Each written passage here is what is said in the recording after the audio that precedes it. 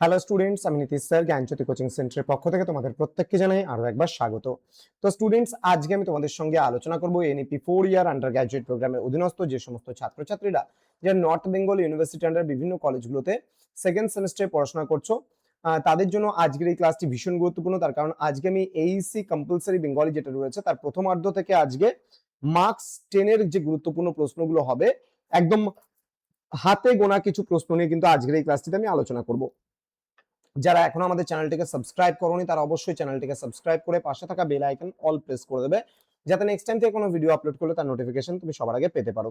এছাড়া যারা ভাবছো পরবর্তী সেমিস্টার থেকে অনলাইনে আমাদের ক্লাস জয়েন করবে, তারা অবশ্যই যোগাযোগ করবে আমাদের অফিসিয়াল নাম্বার 6295916282 নাম্বার অথবা 7076398606 নাম্বারে যোগাযোগ করতে পারো।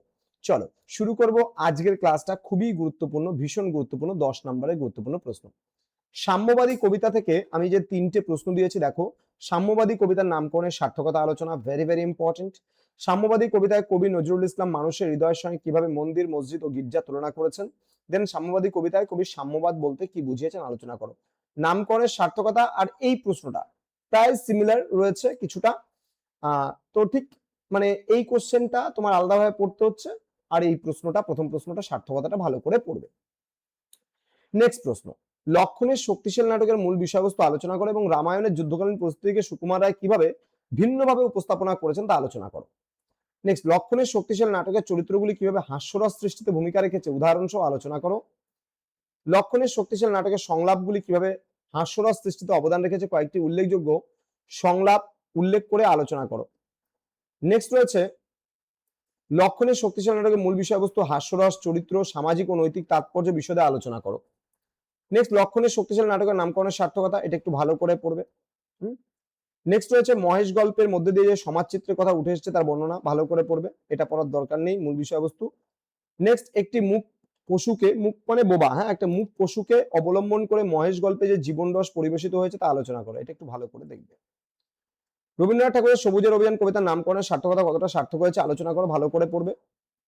নেক্সট রয়েছে, নবীন ও প্রবীণের তুলনামূলক আলোচনার সাহায্যে সবুজের অভিযান কবিতায় কিভাবে নবীনের শ্রেষ্ঠত্ব দেখানো হয়েছে তা বুঝিয়ে দাও।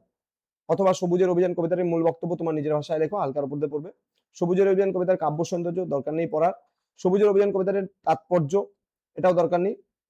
নামকরণের সার্থকতাটা পড়ে নেবে, ঠিক আছে। সবুজের অভিযান যেটা আমি বলেছিলাম 12 নম্বর প্রশ্নটা। দেনাপাওনা গল্পের নামকরণের সার্থকতা ভালো করে পড়বে। আর বাকিগুলো খুব একটা ভালো করে পড়ার প্রয়োজন নেই। চরিত্রগুলো চাইলে পারে পড়ে রেখো, চরিত্রগুলো থেকে 5 নম্বরের প্রশ্ন আসতে পারে। তো স্টুডেন্ট, এই হচ্ছে তোমাদের আজকের সাজেশন। দেখা হবে খুব তাড়াতাড়ি আরো একটা নতুন ক্লাস নিয়ে তোমাদের সঙ্গে পরবর্তী সেমিস্টারের জন্য, সরি আইডিসি গুলো নিয়ে। তো দেখা হবে আরো একটা নতুন কোনো ক্লাসের সঙ্গে। তোমরা প্রত্যেকেই ভালো থেকো, সুস্থ থেকো, পরীক্ষার জন্য প্রত্যেককে অল দি বেস্ট। আর যেটা আমি বলার ছিল, দ্বিতীয়ার্ধের যে সাজেশনস অলরেডি কিন্তু গতকালকেই আমি প্রোভাইড করে দিয়েছি, যেহেতু এতগুলো সাজেশন একদিনে প্রোভাইড করা সম্ভব না। তো তোমরা দ্বিতীয়ার্ধের সাজেশন গুলো দেখে নাও। সর্বমোট 6টা সাজেশন দেওয়া হয়েছে তোমাদের মার্কস অনুযায়ী। দ্বিতীয়ার্ধ থেকে 2 নম্বরের, 5 নম্বরের, 10 নম্বরের, আর প্রথমার্ধ থেকেও 2 নম্বরের, 5 নম্বরের, 10 নম্বরের 6টা ভিডিও হয়েছে। এই 6টা ভিডিও একটু দেখে নেবে, সময় আছে, খুব ভালো করে পরীক্ষা দেবে। Thank you so much. Thanks for watching. After all, thank you.